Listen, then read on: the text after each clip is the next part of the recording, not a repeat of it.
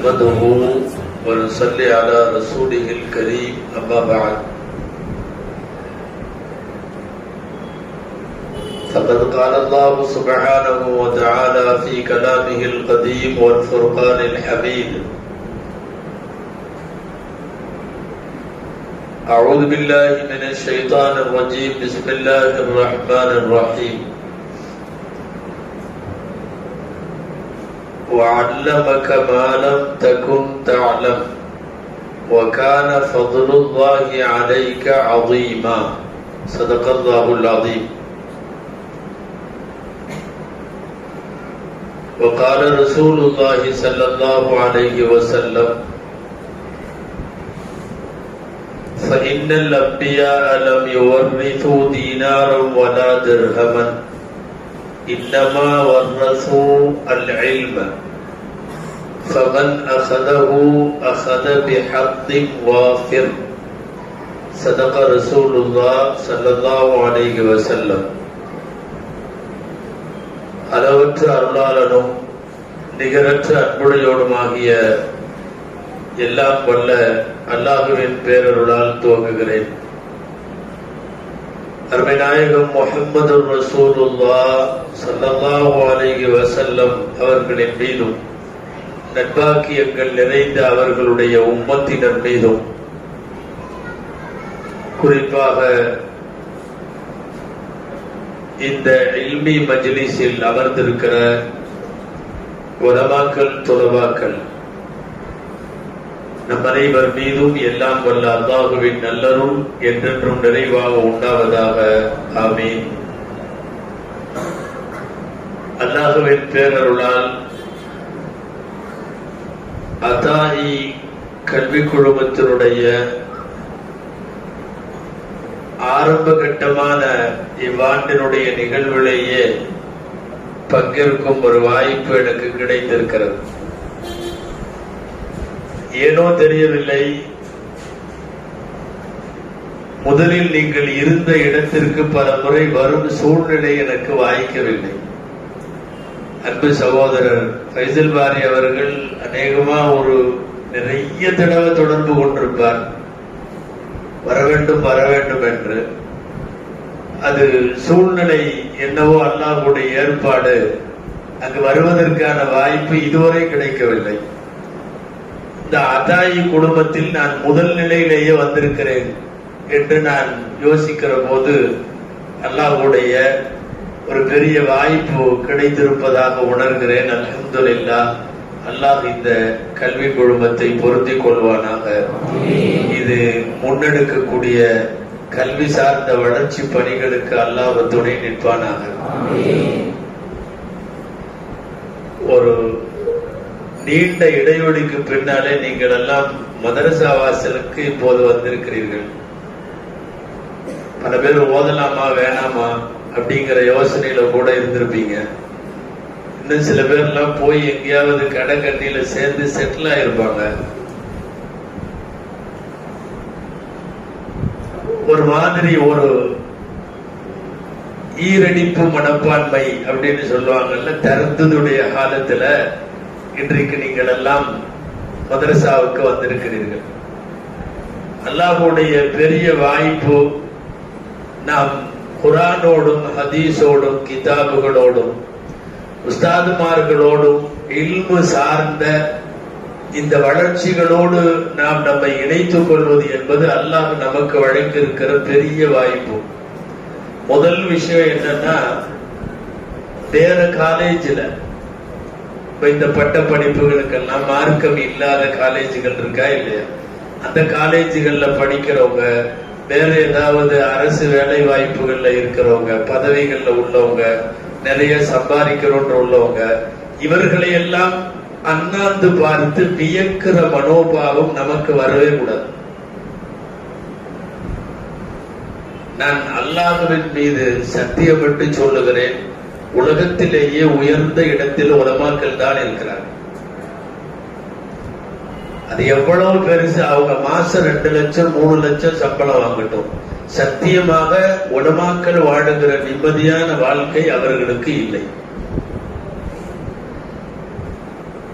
அப்படி அப்படி ஒரு உயர்வான இடத்திலே அல்லாஹ் நம்மை வைத்திருக்கிறார்.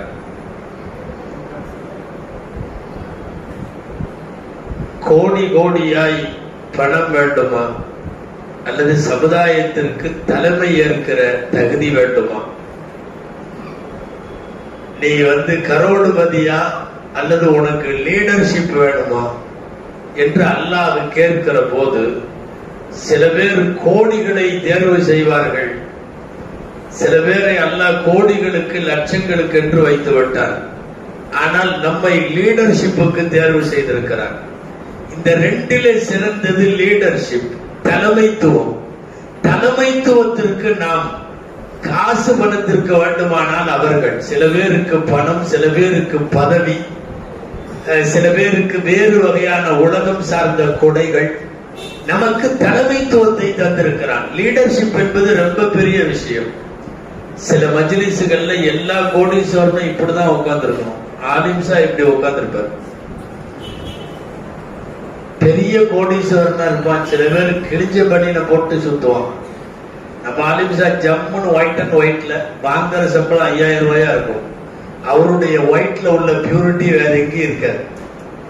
கோடீஸ்வரனா இருப்பான், படுத்த தூக்கம் வர்றது. நம்ம படுத்த 5வது நிமிஷம் கொரட்ட வரும். உண்மைதான். இவ்வளவு மாத்திரை திங்கிறான், இவ்வளவு மாத்திரை போட்டு முடுங்கிட்டு படுத்து புரண்டுட்டு படுத்திருப்பான் தூக்கம் வராம. நம்ம அப்படி இல்லை, தெலங்கானி கூட இல்லை. எங்கேயாவது ஒரு பள்ளிவாசல்ல இப்படியும் பாரு ஆலிம்சா 5 நிமிஷம் ஜம்முன்னு தூங்கிடுவார். இந்த தூக்கம் நிறைய பேருக்கு இல்ல, கோடீஸ்வரர்களுக்கு இல்ல, லட்சாதிபதிகளுக்கு இல்ல. அதான் அவனுக்கு பிரச்சனை. அங்க செக்கு கொடுக்கணும், இங்க பார்ட்டி வரும், அங்க அவன் ஒரு இவன் வரும், கடன்காரனுக்கு என்ன பதில் சொல்ல, இந்த மாசம் பேங்குக்கு என்ன பதில் சொல்ல, என்னென்னமோ பிரச்சனை. இங்க ஒண்ணும் இல்ல. காத்தாலையும் காலெல்லாம் காலர் அடிச்சு உள்ள, ராத்திரியும் காலெல்லாம் காலர் அடிச்சு உள்ள. நம்மளுக்கு வேற ஏதாவது இருக்கா? ஒண்ணுமே இல்லை. ஒண்ணு தெரிஞ்சுக்கணும், மூச்சுக்கு மூச்சு மௌத்தா போற வரையும் காலெல்லாம் காலர் சூடுதா அப்படின்னு சொல்றது நமக்கான பெரிய பாக்கியம். வெள்ளிக்கிழமை மாத்திரம் அல்லாஹ் ரசூலை கேட்கிறவன் நிறைய பேர் இருக்கான். எப்பவாவது பயான் நேரத்தில் அல்லது ரம்ஜான் நேரத்துல மட்டும் அல்லாஹ் ரசூலை பத்தி கேட்கிறவன் நிறைய பேர் இருக்கான். 365 நாளும் அல்லாஹ் ரசூலோடையே வாழ்ந்துட்டு இருக்கிறது நாம மட்டும்தான். நான் ஒரு பயானுக்காக பேசல, நீங்க தனியா உட்கார்ந்து யோசிச்சு பார்க்கணும். அல்லாஹ் ரசூலோட கான்டாக்ட்ல உலகத்துல 365 நாளும் கான்டாக்ட்ல இருக்கிறது உலமாக்கள் மட்டும்தான். அதனாலதான் சொல்றோம், நான் நிறைய இந்த பட்டமளிப்பு விழாக்கள்ல சொல்லியிருக்கேன், உலகத்துல நிம்மதியா வாழ்றது உலமாக்கள் மட்டும்தான். இந்த நிம்மதி இன்னைக்கு அதுதான் தேவை. நிறைய பணம் இருந்து என்ன பயன்? நிறைய பதவி இருந்து என்ன பயன்? பதவிகள் படுகிற பாடு, பணம் படுத்துகிற பாடு, இதெல்லாம் பார்க்கிறவன். நம்மிடத்துல பொருளாதாரம் குறைவாக இருக்கலாம், அல்லது நடுநிலையாக இருக்கலாம், அல்லது மிதமாக இருக்கலாம். ஆனால் எவ்வளவு கோடி கொடுத்தாலும் கிடைக்காத ஒரு மிகப்பெரிய இல்முக்கும் அதனுடைய வராசத்துக்கும் நாம் சொந்தக்காரர்கள். இதுதான் நமக்கு கிடைச்ச பெருமை. ஓதருக்கு வந்திருக்கிறவங்களுடைய உள்ளத்துல உறுதியா ஒரு விஷயம் பதியணும். என்ன தெரியுமா? மௌத்து வரையும் இந்த இல்மோட கான்டாக்ட்லயே இருக்கணும். எல்லாமே நக்குவானாக இறுதி வரைக்கும் இந்த தொடர்பு, அதுதான் லட்சியமாக குறிக்கோளாக கொள்ள வேண்டும். நான் சொல்றேன், நல்லா தூங்குறாங்க, நல்லா ட்ரெஸ் மாத்துறாங்க. நம்ம எல்லா சபையிலையும் நீங்க தான் கதாநாயகன். அத 1 கோடியில கல்யாணம் பண்ணிருப்பாரு. மெட்ராஸ்ல இருக்கிற ஆக பெரிய மண்டபத்துல என்னென்னமோ பண்ணிருப்பாரு. மாப்பிள்ளையோட செருப்பு ஷூ மட்டும் 5000 ரூபாய். அவர் கோட்டிருக்கிற கோட்டு 20,000 ரூபாய். என்னென்னமோ பண்ணி கிராண்டா உட்காந்துருப்பார். நீங்க மட்டும் அல்லிஃப் பைனகுமான்னு ஓதலைன்னா பொண்டாட்டி தொட முடியாது, டச் பண்ணவே முடியாது. நீ எத்தனை கோடி வேணாலும் செலவழிச்சுக்கோ. நாம போய் உட்கார்ந்து புடிடா கையன்னு சொல்லி 2 பேர்த்தையும் பிடிக்க வச்சு, நான் எனது மகளை இந்த ரூபாய் மகருக்கு இவரவர் சாட்சியாக நான் வக்கீலாக இருந்து நான் உங்களுக்கு திருமணம் முடித்து கொடுத்தேன் அப்படின்னு இவர் சொல்ல வச்சு, அவரை ஏத்துக்கொண்டேன்னு இவரை கேட்க வச்சு, அவன் ஏத்துக்கொண்டேன்னு சொல்ல வச்சு, அவன் சில நம்மளை பார்த்து ஏத்துக்கிட்டியாப்பான். எதுக்குப்பா நீ கல்யாணம் பண்றதுக்கு நாம ஏத்துக்கிட்டு கபில் தூன்னு சொல்லுப்பான்னு சொன்னா அங்க வந்து கபூல் செஞ்சியா பாரு. கபூல் செய்தேன்னு சொல்லுங்கிறப்ப சமயத்துல சில பேர் ஆலிம் சாட்டியே கேட்பாங்க. இவர் கபில் தூண்டா விவகாரம் ஆயிரும். இந்த ஈஜாபு கபூல ஆலிம் நடத்தி வைக்காம இவர் வந்து மனவரைக்குள்ள போக முடியாது. நீங்க ஜனாசா தொழுக வைக்காம கபிரிஸ்தானுக்கும் அவன் போக முடியாது, கபிரிஸ்தானுக்கும் போக முடியாது. அதாவது நாம் ஆலிம்களாக இருப்பவர்கள் எந்த இடத்துல இருக்கோம்னு சொல்ல வர்ற. அவன் இங்க ரெண்டு தனியா தொழவட்டும், அவனை புடிச்சு பின்னாடி நிக்க வச்சு நாம முன்னாடி நின்று அவனுக்கு 27 மடங்கு நன்மை இல்லையா? எப்ப அவனுக்கு 27 மடங்கு நடக்கும்? சலாத்துல் ஃபர்தி சலாத்துல் ஜமாஅத்தி அஃதலு மின் சலாத்தில் ஜமாஅத்தி அஃதலு மின் சலாத்தில் ஃபர்தி பி 27 தரஜா. 21 ஒரு மடங்கு தொழுகையை 27 மடங்கு தொழுகையாக ஆக்கி கொடுக்கிற இடத்தில் ஆலிம் இருக்கிறார். அதனால ஒரு நிக்கா மஜ்லிஸ், ஒரு மவுத்துடைய இடம், ஒரு ஜமாத்துடைய தொழுகை, எந்த சமுதாயத்தினுடைய நல்லது கெட்டது எல்லாத்திலையும் முன்னிலைப்படுத்துவது, முன்னிலைப்படுத்துவதற்கு காரணமாக இருப்பது நம்முடைய இல்மு. அவர் ரொம்ப பெரிய கோடீஸ்வரர் அப்படிங்கிறதுனால அவரை கொண்டு வந்து எங்கேயும் இது பண்ண முடியாது.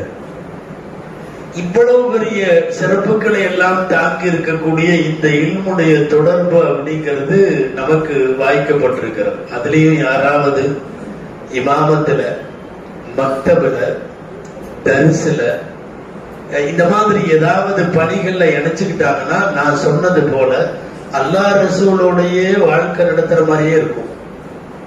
மனைவி மக்களோடு வாழுவது போலவே நம்முடைய இன்னொரு ட்ராக் அல்லாஹ் ரசூலோடையே வாழுகிறோம். இந்த வாய்ப்பு உலகத்துல வேறு யாருக்கும் கிடைக்காது. பொதுவா அல்லாஹ் நமக்கு ஒரு ஆயுஸ் வாழ்க்கை கொடுத்திருக்கான். நீங்க எல்லாம் 20கள்ல இருக்கிறீங்க. இங்க இருக்கிற உஸ்தாத்மார்கள் சில பேர் 30கள்ல இருக்கிறாங்க, 50கள்ல உள்ளவங்களும் உண்டு. என்னன்னா வாழ்க்கை முடிவதற்குள்ள இந்த வாழ்க்கைய அனுபவிக்கிறதா இல்ல முதலீடு செய்யறதா? நல்லா கவனிக்கணும். இன்வெஸ்ட்னு ஒரு வார்த்தை இருக்குல்ல, முதலீடு செய்யறது. என்ஜாய் பண்றதுன்னு ஒரு வார்த்தை இருக்குல்ல, அனுபவிக்கிறது. உன்னுடைய லைஃப நீ இன்வெஸ்ட் பண்றியா, என்ஜாய் பண்றியா? என்ஜாய் பண்றதுன்னா இப்ப எல்லாம் நிறைய பேர் பண்ணிட்டு இருக்கிற மாதிரி ஜாலியா அனுபவிச்சு அங்க இங்க செலவு, வசதி வாய்ப்பு, பங்களா, கார், டூரு, பிக்னிக் எல்லாம் பண்ணி முடிச்சு ஜம்முன்னு வாழ்ந்துட்டு போயிடுவார். அவர் போன பிறகு ஒரு சமூகத்தில் அவர் செய்த சாதனைகள்னு எடுத்தா 0த்துல நிற்கும். இது வந்து என்ஜாய் பண்றது. இன்வெஸ்ட் பண்றதுன்னு ஒன்று இருக்கு. என்னன்னா அல்லாஹ் கொடுத்திருக்கிற ஒரு 60 வயசு 70 வயச முதலீடு செய்யறது. எதுக்கு முதலீடு? போனதற்கு பிறகும் கூட மன்னரைக்கும் மறுமைக்கும் சேர்ந்து முதலீடு செய்யறது. நல்லா தெரிஞ்சுக்கணும். இந்த உலகத்தில் உலமாக்கள் மட்டும்தான் தங்கள் வாழ்க்கையை என்ஜாய் பண்ணல, இன்வெஸ்ட் செய்திருக்கிறார்கள். மிகப்பெரிய முதலீடு. ஒரு மிகப்பெரிய ஆலிம் அவர் இறந்து போகிறார். அவரு பேர் வச்ச குழந்தைங்க ஆயிரக்கணக்கில், அவர்கிட்ட மத்தம் ஓதின குழந்தைங்க ஆயிரக்கணக்கில், அவர்கிட்ட மத்தம் ஓதிட்டு மதரசால போய் ஆலிமான குழந்தைங்க 100கணக்கில், அவங்க போய் ஓதி கொடுக்கிறது 100கணக்கில். ஒரு நீண்ட கல்வி தொடரை அல்லாஹ் ரசூலுக்கான ஒரு படையை ஒரு ஆலிம் உருவாக்குகிறார். அந்த ஆலிம் பெரிய அரபிக் கல்லூரியில பேராசிரியரா இருக்கணும்னு அவசியம் இல்லை, மத்தம் மதரசாவில இருந்தாலே போதும். அதுலயும் கூட யாராவது தரிசனுடைய வாய்ப்பு உங்களுக்கு கிடைத்து தரிசுல இருந்துட்டீங்கன்னா நீங்கள் மௌத்தானதற்கு பின்னாலையும் ஏதோ ஒரு வகையில் உங்களுடைய முத்தஅல்லகீன்கள், உங்களோடு அல்லாஹ்வுடைய தொடர்பை பெற்றவர்களினுடைய மிகப்பெரிய செய்தி போய்கொண்டே இருக்கும். ஒரு ஃபார் எக்ஸாம்பிள் சின்னதா சொல்றேன். அல்லாஹு அக்பர்னு தக்பீர் கட்டி ஹனஃபி மதுஹபுக்கு பிரகாரம் நான் தக்பீரை கீழே கட்டுகிற போது நான் தொழுது முடிக்கிறேன். ஹனஃபி மதுஹபின் பிரகாரம் குனூத் ஓதுகிறேன். அவர்கள் சொல்லிக் கொடுத்த சட்ட பிரகாரம் என் தொழுகையை முடிக்கிறேன். உலகத்தில் கோடிக்கணக்கான முசல்லீன்கள் ஹனபி மதுஹபிலே தொழுகிறார்கள். இவர்களின் நன்மையில் ஒரு பங்கு அபூ ஹனீஃபா ரஹ்மத்துல்லாஹி அலைஹி போகிறது, அபூ யூசுப் ரஹ்மத்துல்லாஹி அலைஹி போகிறது, முஹம்மது ரஹ்மத்துல்லாஹி அலைஹி போகிறது. இப்ப என்னன்னா, வாழ்க்கையை முதலீடு செய்வதா அனுபவித்து கழிப்பதா? அல்லாஹ் நம்மள அனுபவிச்சு கிடைக்கிற மாதிரி வேண்டாம், நீ முதலீடு செய் என்று சொல்லி ஒரு மிகப்பெரிய ஏற்பாட்டை அல்லாஹ் நமக்கு தந்திருக்கிறார். அதனால சின்னதா கூட நமக்கு திறத்துது வரக்கூடாது. இந்த கல்வியில நாம இப்படி ஓதிட்டோமே, நம்ம கூட பிறந்தவன் நல்லா இருக்கானே, அவன் பிஏ முடிச்சான், ஐடி போனான், சாப்ட்வேர் போனான், அவ்வளவு சம்பளம் வாங்குற, இவ்வளவு சம்பளம், நிச்சயமா இல்ல. நிம்மதியான வாழ்க்கை உங்களுக்கு மட்டும் அல்லாஹ் வைத்திருக்கிறான். உங்களோடு உடன் பிறந்தவர்களாயினும் அவர்கள் நிறைய செல்வங்களை பெற்றிருந்தாலும் கூட உங்கள் அளவுக்கு நிம்மதியாய் அவர்களால் வாழ முடியாது. அதிலும் நல்ல நோக்கங்களோடு அல்லாஹ் சில திறமைகளை, ஒரு காரியாக, ஒரு எழுத்தாளராக, ஒரு பேச்சாளராக, ஒரு முதர்ரிஸாக, ஒரு ஒரு கல்வி நிலையங்களை கட்டமைக்கக்கூடியவர்களாக, சமூக மேம்பாட்டிற்கு பாடுபடக்கூடியவர்களாக இப்படியெல்லாம் இருந்துட்டா அல்லாஹ்விடத்துல மிகப்பெரிய உயர்வுக்கு நாம காரணமாயிரும். அதனால உள்ளத்துல வர வேண்டிய உறுதியான இப்போதைக்கு செய்தி என்னன்னா, மவுத்து வரையும் இந்த இல்மிலே இன்ஷா அல்லாஹ் நாம் தொடர்பிலே இருப்போம். ஹதீபுல் அம்பியான் பேரு ஷுஐப் அலைஹிஸ்ஸலாம். நபி ஷுஐப் அலைஹிஸ்ஸலாம் நபிமார்கள் அவங்க பேச்சாளராம், நபிமார்களின் பேச்சாளர் ஹதீபுல் அம்பியா. ஷுஐப் அலைஹிஸ்ஸலாம் உலமாக்களுக்கு ஒரு பாடம் சொல்லுகிறார்கள், குர்ஆன்ல வர்ற பாடம். அவங்க என்ன சொல்றாங்க, ஒரு 3 செய்திகள் ஷுஐப் அலைஹிஸ்ஸலாம் பேசுகிறார்கள். நம்முடைய பேச்சில், நம்முடைய எழுத்தில், நம்முடைய சமுதாயத்தை திருத்துவதற்கான நம் பயணத்தில் நமக்கான நோக்கம் 3. ஒன்று, லா உரீது மா உரீது இலா மா அன்ஹாக்கும் அன்ஹு. வருதுல்ல குர்ஆன்ல, லா உரீது அன் உகாலிஃபக்கும் இலா மா அன்ஹாக்கும் அன்ஹு. நான் சொல்றதுக்கு முதல்ல நான் மாறு செய்ய மாட்டேன். உங்களை ஒரு விஷயத்துல நான் எதை சொல்றேனோ அதிலே நான் உங்களுக்கு மாறு செய்ய மாட்டேன். இலாமா அன்ஹாக்கும் அன்ஹு, நானே தடுக்கிறேன், அந்த செயலை நான் செய்ய மாட்டேன். 1. உலமாக்களுக்கான பெரிய பாடம் இது, ஷுஐப் அலைஹிஸ்ஸலாம் சொல்ற பாடம். 2வது, இன் உரீது இல்லல் இஸ்லாஹ மஸ்ததஅது. என்னுடைய ஆயுள் பூரா என்னால முடிஞ்ச வரையும் மக்களை சீர்திருத்துவதை நான் உறுதியாக நம்பிக்கை வைத்திருக்கிறேன், உறுதியாக நினைக்கிறேன். 3வது செய்தி, நான் எவ்வளவோ பேசலாம், நான் எழுதலாம், நான் பெரிய பேச்சாளராக இருக்கலாம், ஆனா வமா தௌஃபீகி இல்லா பில்லாஹி அலைஹி தவக்கல்து வ இலைஹி உனீப். ஷுஐப் அலைஹிஸ்ஸலாம் சொல்ற வார்த்தை, அல்லாஹ்வின் அருளை கொண்டே தவிர வேற எதுவும் முடியாது. 3 செய்தி கொஞ்சம் சம்மரில கொண்டு வாங்க நீங்க. 1, நான் எதை பேசுறேனோ அதுக்கு மாத்தமா நான் நடக்க மாட்டேன். 2வது, என் வாழ்க்கை உள்ள வரையும் மஸ்ததஅது, நான் மக்களை சீர்திருத்துவேன், இஸ்லாம் செய்வேன். 3வது செய்தி, வமா தௌஃபீகி இல்லா பில்லாஹ். அல்லாஹ்வின் உதவியை தவிர என்னுடைய பேச்சுல ஒண்ணும் இல்ல, என்னுடைய எழுத்துல ஒண்ணும் இல்ல, என்கிட்ட எதுவுமே இல்ல. அல்லாஹ்வின் அருளால் அவன் கொண்டு போய் இந்த பேச்சை, இந்த எழுத்தை, இந்த இல்மை கொண்டு போய் மனிதர்களுடைய உள்ளங்களில் சேர்த்தாலே தவிர என்று ஷுஐப் அலைஹிஸ்ஸலாம் சொல்ற 3 செய்தி மார்க்க பணி செய்யக்கூடிய உலமாக்களுக்கு மிக முக்கியமானது. நாமளே ஒரு விஷயத்தை தடுத்து விட்டு அதை நாமே செய்தால் அது சரிபடாது. எங்க ஒரு ஆலிம்சா அவர் பாட்டுல மெம்பர்ல உட்கார்ந்து சலவாத்து நாரியான்னு ஓதுறீங்களே, அதெல்லாம் எண்ணத்துக்கு ஓதுறீங்க அப்படி இப்படின்னு அவர் பாட்டுல ஜும்மால பேசிட்டார் மெம்பர்ல உட்கார்ந்து. அப்புறம் அன்னைக்கு நைட்டு ஏதோ ஒரு வீட்டுல சலாத்து நாரியாக்கு அவர் தான் வந்திருக்கிறார். எங்க ஜும்மால பேசுறது வேற, அவர் தான் வந்திருக்காரு. அப்ப அந்த வீட்டுல உள்ள அந்த மஜ்லிஸ்ல கலந்துகிட்ட ஒருத்தர் தனியா கூப்பிட்டு போய் கேட்டாராம், இதெல்லாம் ஓத வேணான்னு மத்தியானம் ஜும்மால சொன்னீங்க, நைட்டு பார்த்தா மஜ்லிஸுக்கு வந்திருக்கிறீங்க. அதுக்கு அவர் சொன்னாராம், நான் சொல்றது ஷரியத், நான் செய்யறது ஷரியத் இல்லை. நான் உட்கார்ந்து ஒண்ணுக்குறீங்கன்னு சொல்லுவேன், நான் மறுநாள் நின்றுட்டு ஒண்ணுக்கு இருப்பேன். நான் சொல்றதான் நீ எடுத்துக்கணுமே ஒழிய நான் செய்யறதை எடுத்துக்கூடாதுன்னாராம். சும்மா ஒரு எக்ஸாம்பிளுக்காக சொல்றேன்.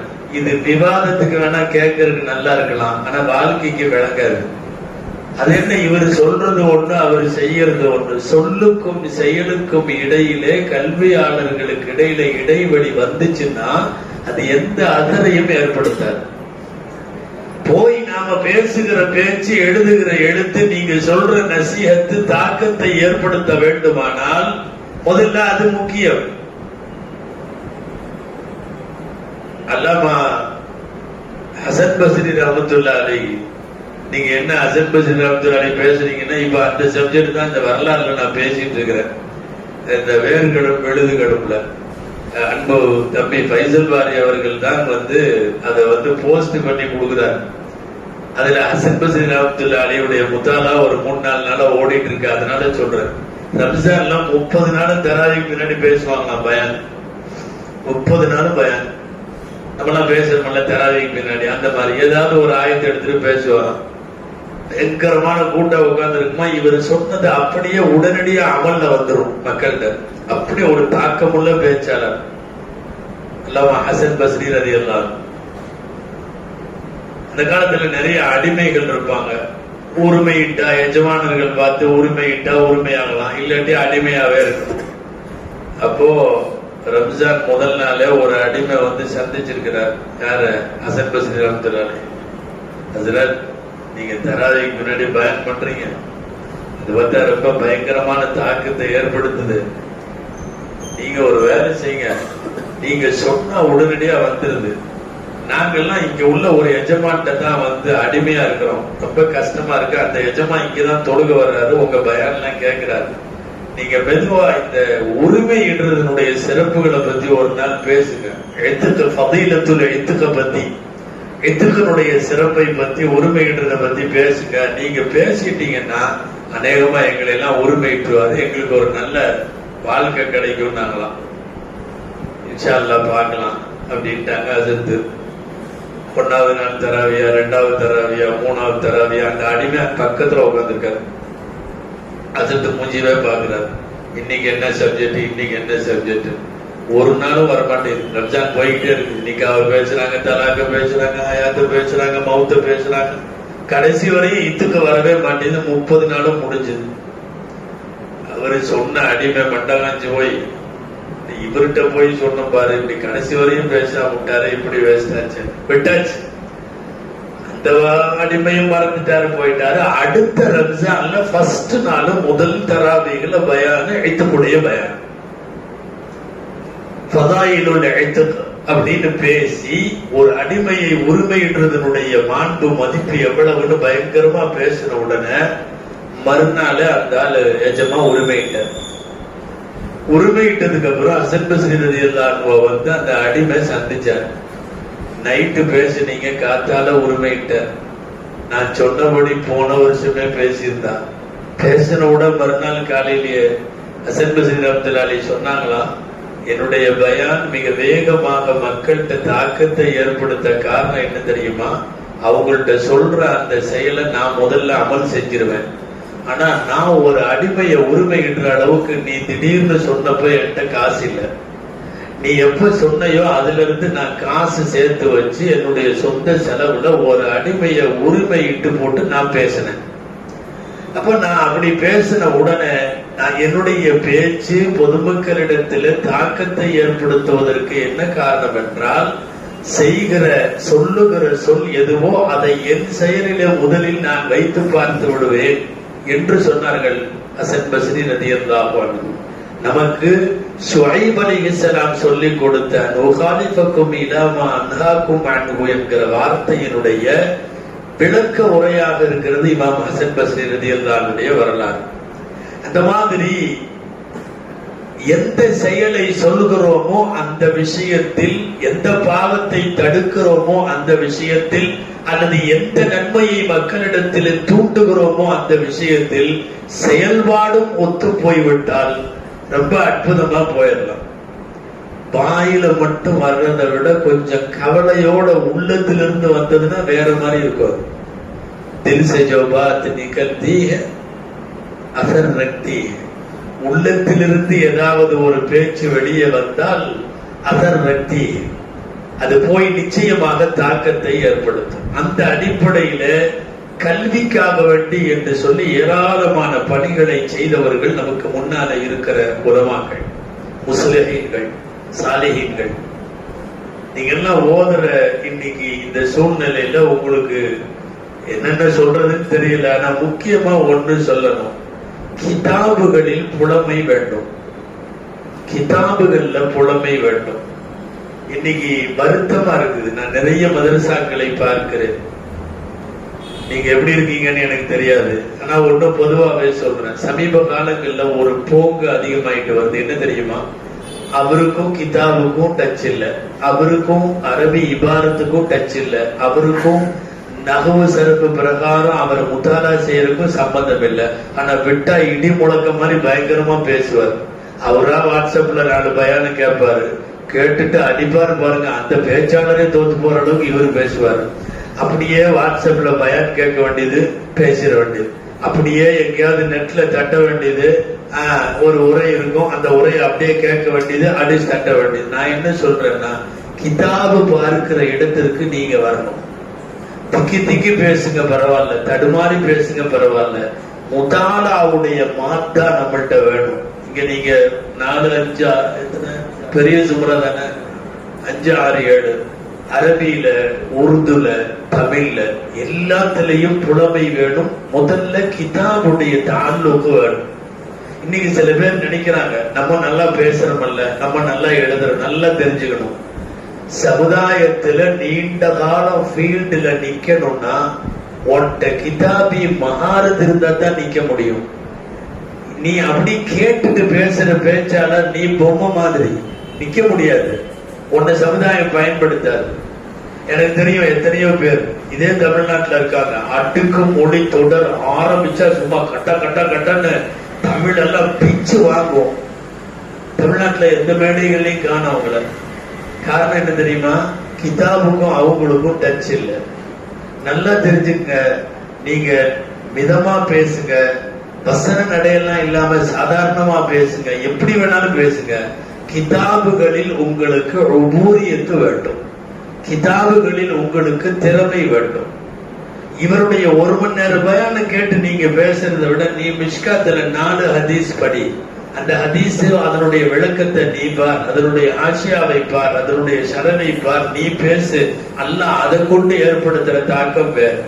முத்தாலாவே இல்லாம இன்னைக்கு நிறைய யாரும் உலமாக்களும் கேட்கிறவங்க என்ன காணொலி வழியா போயிட்டு இருக்கிறதுனால உலமாக்களும் கோவிச்ச கூடாது. நிறைய வாட்ஸ்அப் உலமாக்கள்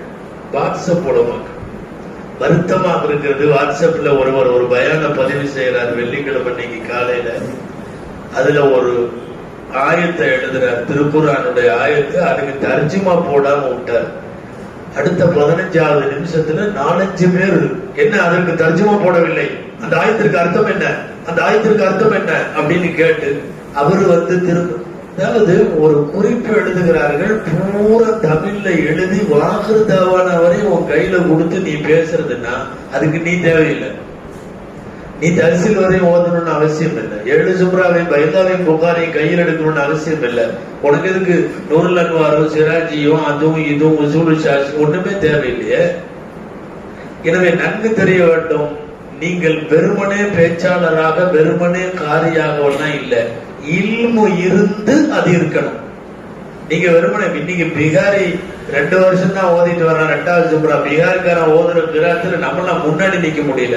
அவன் அவ்வளவு அழகா ஓதுறான், குரல் நல்லா இருக்கு, எல்லாம் நல்லா இருக்கு. இல்முக்கு அவனுக்கு சம்பந்தம் இல்லை. நல்லா தொழுக வைக்கிறது மட்டும்தான் அவன் போதும். நல்லா பேசுறது மட்டும்தான் வாட்ஸ்அப் படிக்கிறவங்க போதும். பின்ன நீங்க யாரு அப்படின்னா, நீங்கள் இல்மோடு தொடர்பு விட வேண்டும். இல்மு வேணும். கிதாபு பேரு கூட தெரிய மாட்டேது சில பேர்த்துக்கு.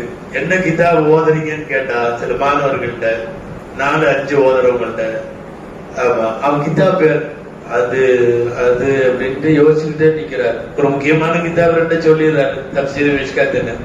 அதுக்கப்புறம் உள்ள கிதாபு தெரிய மாட்டேது. எனக்கு ஒரு நகைச்சுவை ஞாபகத்துக்கு வருது, சொல்லலாமா வேணாமான்னு யோசனையா வேற இருக்கு. கயிறு அல்லதில்ல, இது காணொலி கயிறு அல்லதில்ல இல்ல, ஒரு மதரசால நடந்த செய்திதான். இந்த ஹதீஸுடைய பல்ல உசூல் ஹதீஸ் நுஹ்பத்துல் ஃபிக்ஹ்னு ஒரு கிதாப் இருக்கு.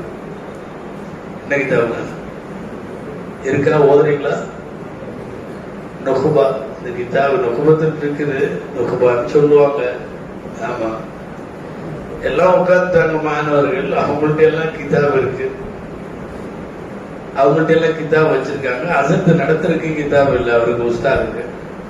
லைப்ரரியில எடுக்கணும், லைப்ரரி நாசிர் ரூம்ல தமிழ்நாட்டுக்குள்ள நடந்தது, சென்னையில இல்லை, எங்க உள்ளுக்குள்ள ஊருமானா மதரசாகமானா.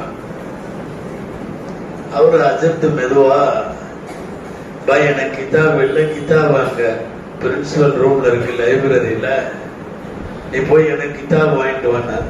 அவன் கிதாபு பேரே தெரியாம இருந்திருக்கான். அவன் நேர நாசிட்டு போனான். அஸ்ஸலாமு அலைக்கும். அவரு கொஞ்சம் கிண்டலான ஆளு. யாரு? நாசிர். என்னப்பா, எங்க அசத்து நுத்பா வாங்கிட்டு சொன்னார். எங்க அசத்து அவரு அதிர்ச்சியாயி, எப்பா எங்கிட்டே வாங்கிட்டு சொன்னார். ஆமா வாங்கி. அவர் திரு முழிக்கிறாரு. பையன் சொன்னா எங்கிட்ட எல்லாம் இருக்கு, எங்க அசத்திட்ட இல்லை.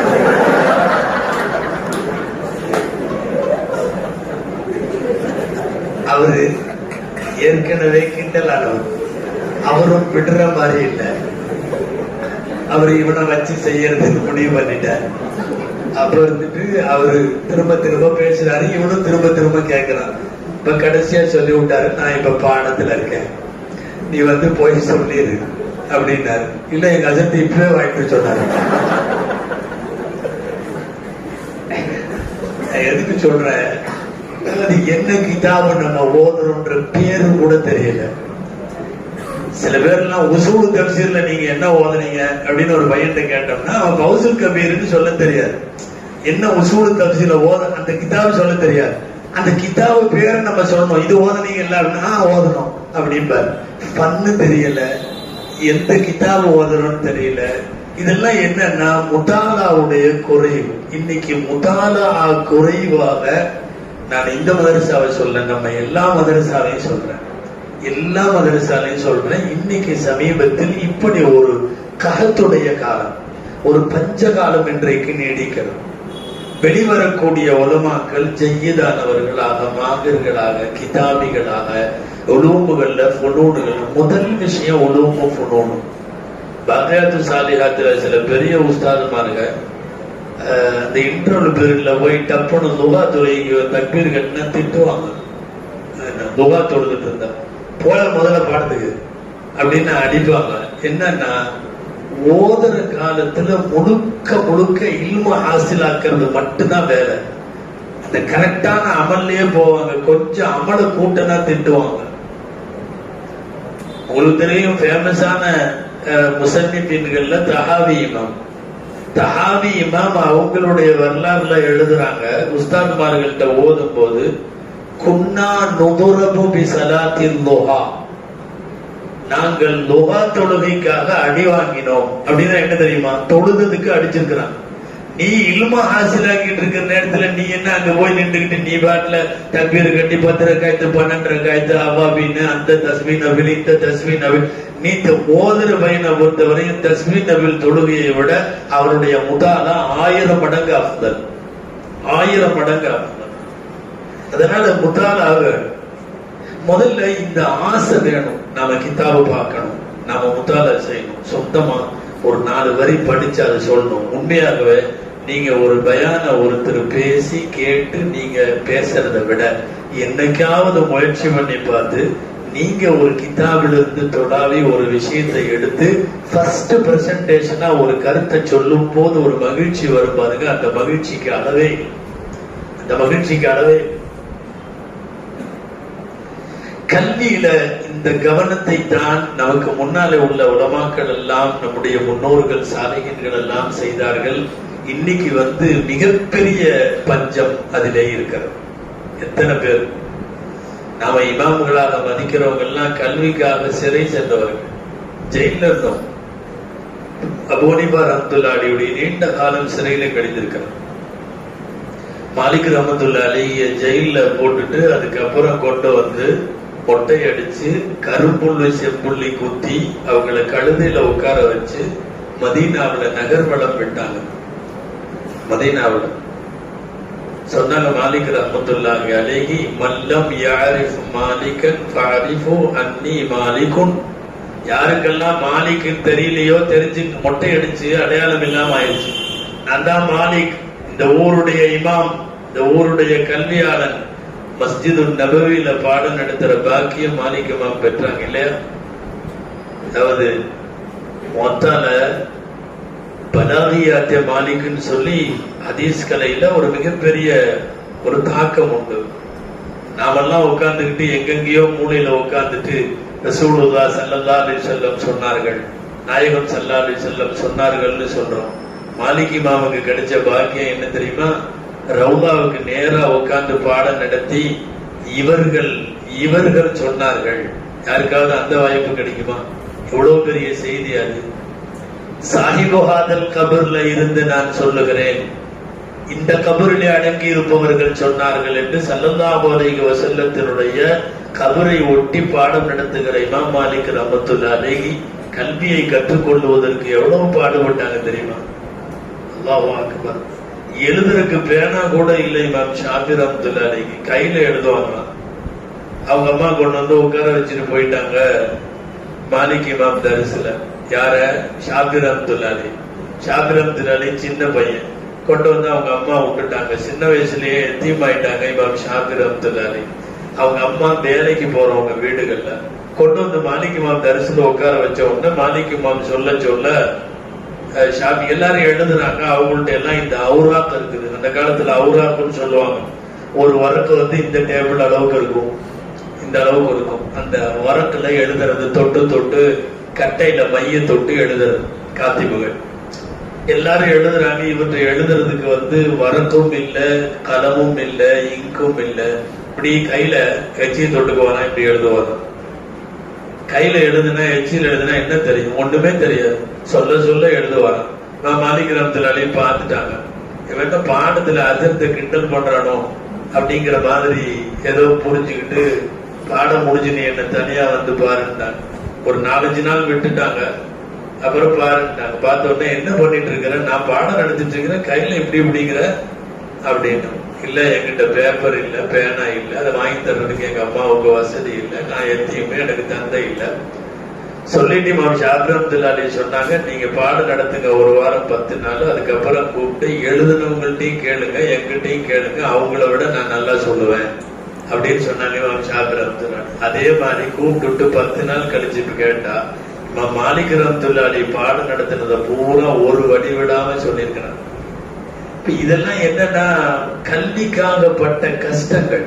ஒன்னும் வசதி இல்லாம கையில எழுதிட்டு உட்கார்ந்து இருந்தாங்களே இமாம் ஷாஃபி ரஹ்மத்துல்லாஹி.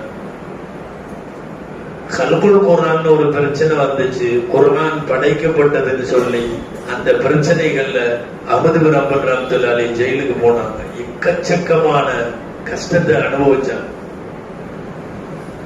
தஃப்தார்சானி இமாம் எழுதுறாங்க, அஹ்மது பின் ஹம்பல் அடிச்ச மாதிரி யானை அடிச்சிருந்தா யானை எப்போவே இறந்திருக்கும்.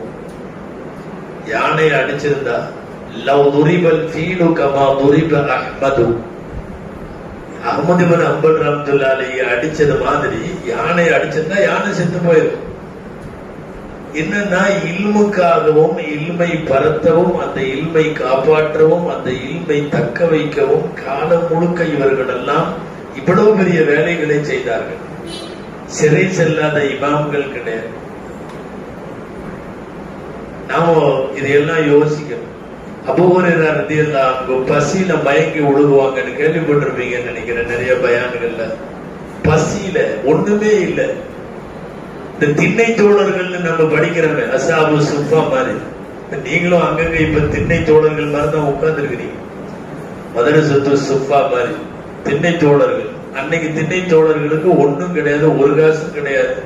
யாராவது வந்து பேரிச்சம்பழம் கொடுக்கணும், யாராவது வந்து ரொட்டி கொடுக்கணும்.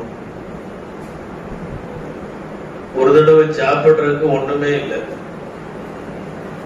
அபூ ஹுரைரா ரலியல்லாஹு அன்ஹு அவங்க எல்லாம் இருக்கிறாங்க. உமர் ரலியல்லாஹு அன்ஹு அன்னைக்கு உட்கார்ந்து இருக்கிறாங்க எங்க அங்க சபையில. ஸல்லல்லாஹு அலைஹி வஸல்லம் எல்லாத்துக்குமே சாப்பிடுறதுக்கு ஒண்ணும் இல்லை, நல்ல பசி. ஸல்லல்லாஹு அலைஹி வஸல்லம் சொன்னாங்க, அப்துர் ரஹ்மான் இப்னு அவுஃப் ரலியல்லாஹு அன்ஹு வீட்டுக்கு போய் சலாம் சொல்லிட்டு ஏதாவது வாங்கிட்டு வந்தாங்க. அபூ ஹுரைரா ரலியல்லாஹு அன்ஹு சொன்ன வேலையை கச்சிதமா கரெக்டா செய்வார். அவர் விறுவிறுன்னு போனாரு. போட்டு அதே வேகத்துல விறுவிறுன்னு வந்தார். மா வஜத்து அப்துர் ரஹ்மான் ஃபீ பைத்திஹி, அப்துர் ரஹ்மான் வீட்ல இல்ல அப்படின்னு வந்தார். ஸல்லல்லாஹு அலைஹி சொன்னாங்க, இத்ஹப் இலா பைத்தி ஸுபைர் ஃபஸ்அல்ஹு, ஸுபைர் ரலியல்லாஹு அன்ஹு வீட்டுக்கு போ. வேகமா போனாரு. போயிட்டு வந்து திரும்பி வந்துட்டார். ஃபமா வஜத்துஹு ஃபீ பைத்திஹி, அங்கேயும் அதே பதில். ஸுபைர் ரலியல்லாஹு அன்ஹு வீட்ல இல்ல. பசியோட கட்டுப்புல உட்கார்ந்து இருந்த உமர் ரலியல்லாஹு அன்ஹு கோபம் வந்துருச்சு. நீ உட்காரு. யார்கிட்ட? அபூ ஹுரைரா. நீ இங்கே உட்காரு. லவ் தஹப்த இலல் பஹ்ரி லஜஃபா, நீ கடலுக்கு போனீங்கன்னா கடல்ல தண்ணி இருக்காது. இங்கே நீ கடலுக்கு போட்டு நேரா வந்துமா வஜத்துல் மாஹபில் பஹர் அப்படின்னா. அந்த மாதிரி ஒருவேளை உணவுக்கு யாராவது ரொட்டி கொண்டு வரணும், யாராவது பேரிச்சம்பழம் கொண்டு வரணும். எவ்வளவு கல்வியினுடைய போராட்டம். இதுல காலம் முழுக்க கல்விக்காக கிதாபுகளுக்காக போராடி 54 வயசு இமாம் ஷாஃபி ரஹ்மத்துல்லாஹி அலைஹி மௌத்தாகும் போது யோசிச்சு பாருங்க. மௌத்தாகிற வயசெல்லாம் இல்ல. காலம் முழுக்க நல்ல சாப்பாடு கிடையாது, நல்ல தூக்கம் கிடையாது. பின்ன வேற என்னன்னா ரப்பு பகலும் கிதாபு, ரப்பு பகலும் கிதாபு. அவங்க ஊரை எல்லாம் முடிச்சுக்கிட்டு மிஸ்ர்ல என்டர் ஆகும் போது 48 வயசு, 48 கிட்டத்தட்ட 50 வயசு. மிஸ்ர்ல 4 வருஷம் இருந்தாங்க. மிஸ்ர்ல இருந்தப்பதான் அவங்க கிதாபுல் உம்மு எழுதுறாங்க. கிதாபுல் உம்மு எழுதுறாங்க. உம்முங்கிறது அதாவது ஒவ்வொரு நாளும் பல இந்த மாதிரி வழக்குகள்ல எழுதி முடிக்கணும்.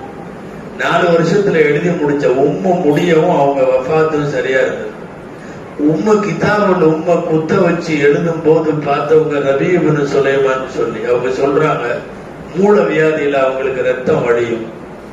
என்ன அழகான வார்த்தை கிதாபுல பதிவாயிருக்கு தெரியுமா? சமுதாயத்திற்கு கிதாபுகளை தருவதற்காக இந்த பக்கம் இங்குல மை வடிந்து கொண்டிருக்கும், அந்த பக்கம் ரத்தம் வடிந்து கொண்டிருக்கும் மூல வியாதியில. அதே ரபீ இப்னு சுலைமான் சொல்றாரு, சில டைம் எழுதி முடிச்சுட்டு அந்த அவுராக்க மூடி வச்சுட்டு இமாம் ஷாஃபி அவங்க சுருவால் போடுவாங்க. பைஜாமா இந்த கீழே குழாய் அது போடுவாங்க, சுருவால் போடுவாங்க. அவர்களுடைய சுருவால்ல வழிந்த ரத்தம் அவர்களுடைய ஹுஃப், அவர்களுடைய காலரை வரை வழிந்தோடும் ரத்தத்தை நான் பல நாட்களில் பார்த்திருக்கிறேன். பல நாடு. நான் இதுக்கு நான் உடனே நான் பேஷண்ட் ஆயிட்டேன், எனக்கு ரத்தம் வந்துருச்சு, அப்படியா இப்படியா நான் படுத்துக்கிறேன். இல்ல, மவுத்து வரைக்கும் எழுதிட்டாரு. மவுத்து வரைக்கும் உண்மை எழுதினான். அப்போ வழியும் ரத்தத்துக்கு இடையிலேயும் கல்வி பணி என்பதை நாம் யோசித்து பார்க்கிற போது அல்லாஹ் அக்பர், மிகப்பெரிய கல்வி பணி. அதெல்லாம் இல்முன்னா சாதாரணமான இல்மெல்லாம் இல்லை. இமாம் ஷாஃபி ரஹ்மத்துல்லாஹி இல்மு. ஒருத்தர் நேகமா சுஃபியான் சௌரி ரலியல்லாஹு அன்ஹு கனவு கண்டேன், கனவுக்கு விளக்கம் கேட்டு போலான்ட்டு வந்தார். கனவுக்கு விளக்கம் கேட்டு, என்ன கனவுப்பான்னு? இல்ல, ஜனாசா ஒண்ணு தூக்கிட்டு போறாங்க, நீளமான ஜனாசா. கனவுலயே நான் பயங்கரமான கூட்டம். அப்போ யார் இவங்கன்னு கேட்டேன். அப்ப ஆதம் அலைஹிஸ்ஸலாம் ஜனாசான்னு சொன்னாங்க. நான் உடனே நினைக்கிறேன், ஆதம் என்னைக்கோ மூத்தா போயிட்டாரு, இது என்ன ஆதமோட ஜனாசா இன்னைக்கு போகுது. முடிச்சுட்டு நேரா ஹதரத் ஆதம் அலைஹிஸ்ஸலாமினுடைய ஜனாசா போவதை நான் கனவிலே பார்த்தேன்னு சொன்ன உடனே கணக்கு விளக்கம் சொல்லுகிற அந்த முஅப்பிர் சொல்லுகிறார், நீ கண்ட கனவு உண்மையாக இருந்தால் இமாம் ஷாஃபி மௌத்தாயிட்டாங்கன்னு அர்த்தம். ஏன் அப்படின்னா குர்ஆன்ல அல்லம ஆதம் அல் அஸ்மாஅ குல்லஹான்னு வருது. ஆதம் அலைஹிஸ்ஸலாத்தினுடைய ஃபர்ஸ்ட் என்ட்ரி குர்ஆன்ல என்னன்னா இல்மோடு தான் சம்பந்தப்படுகிறது. ஆதமுடைய ஜனாசா போகிறது அப்படிங்கிறதுக்கு தஅபீர் என்னன்னா பெரிய ஆலிம் ஒருத்தர் வஃபாத் ஆயிட்டாருன்னு அர்த்தம். இன்னைக்கு லெவல்ல இஜாஸ்ல இமாம் ஷாஃபியை விட பெரிய ஆள் யாரும் இல்ல. எனவே நீ சொல்ற கனவு சரியா இருந்துச்சுன்னு சொன்னா அநேகமா ஷாஃபி இமாம் மௌத்தாயிட்டாங்கன்னு சொன்னாங்க. மறுநாள் காலை அவங்களுக்கு தகவல் வந்தது இமாம் ஷாஃபி மௌத்தாயிட்டாங்க. இவர் கண்ட கனவு அன்னைக்கு ராத்திரி மௌத்தாயிருக்கிறான். யோசிச்சு பார்த்தா பிரமிப்பாக இருக்கிறது. நாம் மதிக்கிற, நாம் யாருடைய வரலாறுகளை படிக்கிறோமோ அந்த மாதிரி இமாமுகள் மகான்கள் எல்லாமே கல்விக்காக காலத்தை பூரா ஒதுக்கிட்டாங்க. நாம இன்னைக்கு நிறைய பேர் என்ன நினைக்கிற தெரியுமா, அங்க போனா 60,000 சம்பளம் கிடைக்கும், இங்க போனா 70,000 சம்பளம் கிடைக்கும், அங்க போனா ஜாலியா கோட்டு சூட்டெல்லாம் போட்டு ஜம்முன்னு இருக்கலாம். நீங்கள் கனவில கூட இதை உயர்வாக கருதிவிடக் கூடாது. இந்த மாதிரி விஷயங்களை நமக்கு முன்னாலே வாழ்ந்தவர்கள் யாரையெல்லாம் நாம ரலியல்லாஹு அன்ஹுன்னு சொல்றோமோ, யாரையெல்லாம் ரஹிமஹுல்லான்னு சொல்றோமோ, யாரையெல்லாம் எங்களுடைய முன்னோடிகள் வழிகாட்டிகள்னு சொல்றோமோ, யாரெல்லாம் அடங்கி இருக்கிற இடத்துல போய் இன்னைக்கு நாம ஜியாரத்து செஞ்சு நிக்கிறோமோ அவங்க எல்லாமே இல்மோடு வாழ்ந்தவர்கள், இல்மோடு மௌத்தானவர்கள். அந்த இல்மு தான் நம்மளை எங்கேயாவது கொண்டு போய் உயரத்திற்கு கொண்டு போய் விடும். அஹ்மது இப்னு ஹம்பல் ரஹ்மத்துல்லாஹி அலைஹியுடைய ஜனாசால கலந்துகிட்டவங்க 8 லட்சம் பேர். 8 லட்சம் யோசிச்சு பாருங்க. இங்க பெரிய பெரிய முன்னால முதல்வர்கள் அவங்க எல்லாம் மொத்தா போனதே சேர்த்தனால 1 லட்சம் கூட வராது. 8 லட்சம். எங்களுடைய உஸ்தாத் நல்ல ஆயுளை அதிகப்படுத்துவாங்க. பிஎஸ்பிஎஸ் மொத்த பாடம் நடத்துகிற போது எங்களுக்கு சொல்லுவார்கள், அஹ்மது இப்னு ஹம்பல் ரஹ்மத்துல்லாஹி அலைஹி ஜனாசா தூக்கிட்டு போக முடியல, ஜனாசா இது மட்டும்தான் போச்சு, அங்கேயே நின்றுக்கிட்டாங்க, யாரும் நடக்கலாம் முடியாது. அந்த எந்த இடம் வரைக்குமோ போய் முற்ற வரைக்கும் கூட்டம், ஜனாசா மட்டும் போனது. மக்கள் அப்படியே நின்று வாங்கி வாங்கி வாங்கி வாங்கி விட்டாங்க, அது அப்படியே போச்சு. ஹஜ்ரத் சொல்லுவாங்க, புறாக்கள் பறவைகள்லாம் வந்து முட்டிட்டு போயிருவான். எதுல? அந்த சந்தூக்குல. அஹ்மது இப்னு ஹம்பல் ரஹ்மத்துல்லாஹி அலைஹி சந்தூக். 8 லட்சம் பேர் நிக்கிற இடத்துல ஜனாசா பாஸ் ஆகணும்னா எவ்வளவு நேரம் ஆயிருக்கணும்? அல்லாஹு அக்பர். அதாவது அஹ்மது இப்னு ஹம்பல் ரஹ்மத்துல்லாஹி அலைஹி உலகம் முழுக்க இல்முல ஃபேமஸ் ஆனவங்க. அஹ்மது இப்னு ஹம்பல் ரஹ்மத்துல்லாஹி வேற ஒண்ணும் இல்ல, பணக்காரங்க இல்ல, நாட்டை ஆளுகிற அதிபர் எல்லாம் இல்ல, கவுன்சிலர் கூட இல்ல. என்ன இது? 60,000 பேர் ஜனாசாவுடைய வெளியில இருந்தவங்க பெண்கள் 60,000 பேர். எந்த அளவுக்கு எழுதுறாங்க வரலாற்று ஆசிரியர்கள், வஃபாத்துல் அயான் எல்லாம் எந்த அளவுக்கு இருக்கு தெரியுமா? ஜனாசாவுக்கு வந்த கூட்டமும் அந்த ஜனாசா போன விதத்தையும் பார்த்து முஸ்லிமானவங்க யகூதி நசராக்கள் 20,000 பேர். 20,000 யகூதி நசராக்கள். அவங்க வேற ஒரு கராமத்தையும் பார்க்கல, அஹ்மது இப்னு ஹம்பலுடைய மௌத்தை பார்த்தவர்கள். அதனால நாம் யாருடைய வழி ஓதிக்கொண்டிருக்கிறோமோ, எந்த மதரசாக்கள் எந்த உஸ்தாதுமார்களுடைய வழியில ஓதுகிறோமோ, நமக்கு முன்னால இருக்கிற முன்னோர்கள் அப்படிங்கிறவங்க சாதாரணமான இல்மு உள்ளவர்கள் அல்ல, அபாரமான இல்முக்கு சொந்தக்காரர்கள் அவர்கள். நான் ஆரம்பத்துல உள்ள ஹதீஸ் அதான் ஓதனேன். ஒரு நபியும் காசு பணம் விட்டுட்டு போகல. லம் யுவர்ரிது தீனாரன் வலா திர்ஹமன். தீனாரும் விட்டுட்டு போகல, திர்ஹமும் விட்டுட்டு போகல. இன்னமா வர்ரசு அல் இல்ம. இல்மை தான் வாரிசாக விட்டுட்டு, நபிமார்கள் மட்டுமல்ல, ஃபுகஹாக்கள், முஹத்திஸீன்கள், முஃபஸ்ஸிரீன்கள், முஸன்னிஃபீன்கள் அத்தனை பேரும் விட்டுட்டு போனது இல்மு மட்டும்தான். வேற வார்த்தையில சொன்னா, இந்த உலகத்தில் சாலிகானவர்களாகவும் அறிவாளிகளாகவும் இருந்தவர்கள் விட்டுட்டு போனதை நாம எடுத்துக்கிட்டோம். காரூன், ஃபிரௌன், நம்ரூத், அவன் இவன், அலெக்சாண்டர், நெப்போலியன் போனவன் வந்தவன் எல்லாம் எந்த பணங்களை விட்டுட்டு போனானோ அதை சில பேர் எடுத்துக்கிட்டாங்க. எது வேண்டும் என்பதை தீர்மானிக்கிற இடத்தில் நாம் இருக்கிறோம். நான் துவக்கத்தில் கேட்டதையே உங்களிடம் கேட்கிறேன். நீங்கள் கோடீஸ்வரனாக வேண்டுமா அல்லது சமுதாயத்தினுடைய தலைமைத்துவத்திற்கு நீங்கள் வர வேண்டுமா? தலைமைத்துவத்திற்கு வர வேண்டுமானால் கொஞ்சம் சிரமப்படுங்கள், தொடர்ந்து கல்வியில இருங்கள், இல்மை பெருக்குங்கள், முதாலாவை பெருக்குங்கள். அல்லாஹ் கிதாபுகளோடு முதாலாவோடு இருப்பவனை ரஹ்மத்தாக பார்ப்பது போன்று வேறு யாரையும் இந்த உலகத்திலே பார்ப்பதில்லை என்பதை கவனத்தில் வையுங்கள். அல்லாஹ் தௌஃபீக் செய்வானாக. நிறைய இல்மை படிக்க, இல்மினுடைய வாசல்களை தொடர்ந்து அதை தட்டி கொண்டிருக்க அல்லாஹ் தௌஃபீக் செய்வானாக. மௌத்து வரையும் நம்மிடமிருந்து அல்லாஹ் நம்முடைய இல்மு ரீதியான சேவைகளை அல்லாஹ் வாங்கி கொண்டே இருப்பானாக. முன்னோர்களான உலமா பெருமக்கள், முசன்னிஃபுகள், அயிம்மாக்கள், ஃபுகஹாக்களுடைய வழியிலேயே அந்த மௌத்து வரையும் வாழுவதற்கு அல்லாஹ் நமக்கு தௌஃபீக் செய்வானாக. ஜஸாகுமுல்லாஹு கைரல் ஜஸா வ ஆகிரு தஅவானா அல்ஹம்துலில்லாஹி ரப்பில் ஆலமீன். அஸ்ஸலாமு அலைக்கும் வ ரஹ்மத்துல்லாஹி வ பரகாத்துஹு.